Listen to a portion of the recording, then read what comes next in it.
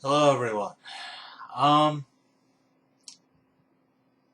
just watched Fringe's little reply to the skeptical heretic. And by little, I don't mean short, even though it is short for him. I mean little as in delivered with very little intelligence.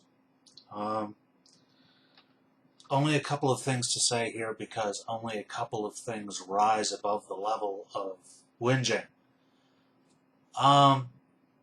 He comes out to say that if you think even a little bit of intelligence difference or any morphological difference exists between the races that is not due to environment but due to hereditary, then you agree, then you are in his camp. No, because your camp is the camp of let us take the conclusions that we feel are intuitively are correct and slant our evidence to, or only focus on the evidence that we believe supports those claims. In other words, existing in the land of confirmation bias, not candy land as your video implies. And his doublethink just drives me nuts. It's, for example, his, oh, cranial capacity and IQ are not central to my point at all.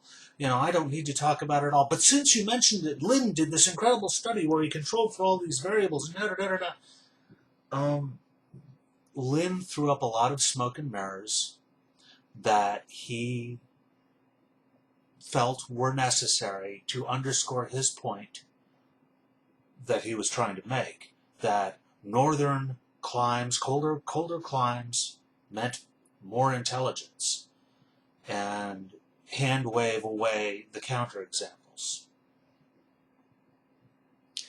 And I'm sorry if this isn't completely incoherent, but I am suffering the effects of a Fringe Elements video, so I am a little wobbly.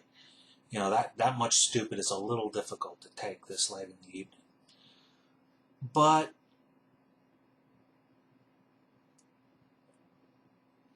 let me show you a hypothesis. I just thought this up watching the video, and I was debating throwing this out there, but let me show you how a scientific hypothesis is thrown out there. And I'm talking an untested hypothesis, but something that has something to do with reality. What you do is you look at a colder climate, and you look at people in colder climates.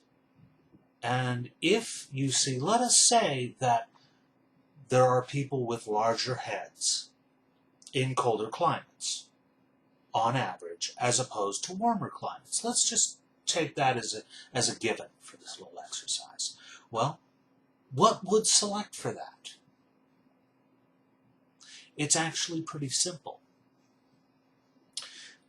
A larger skull has a lower surface to volume ratio than a smaller skull, which means that the greater amount of heat in a larger skull has a proportionately less, smaller surface area to radiate from, which means that the larger skull retains more heat.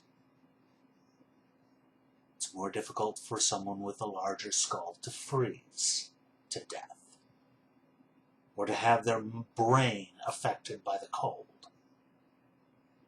See? You take something real, and that's a testable hypothesis, okay? You look up death records and autopsy records for people dying of cold. You know, there you have a selection advantage. You can demonstrate some kind of selection advantage. That is a testable hypothesis. This mythical link between intelligence and brain size or cranial capacity that you keep saying isn't necessary, but then keep bringing up.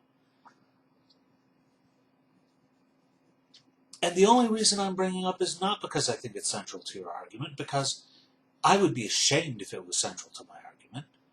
I keep bringing it up because it is yet another example of your cognitive bias and your ability to hold two contradictory thoughts in your head at the same time. And I hope you learn something from this idea of what a hypothesis actually is, which is to propose an explanation that fits in with the available data. And really, if Rushton, Lin, and Jensen had any intelligence or integrity at all, that's exactly what they would have done, since they claim to be into science. But it doesn't support their preconceived conclusions, so they didn't. Neither of you so far. Thank you for your time and attention.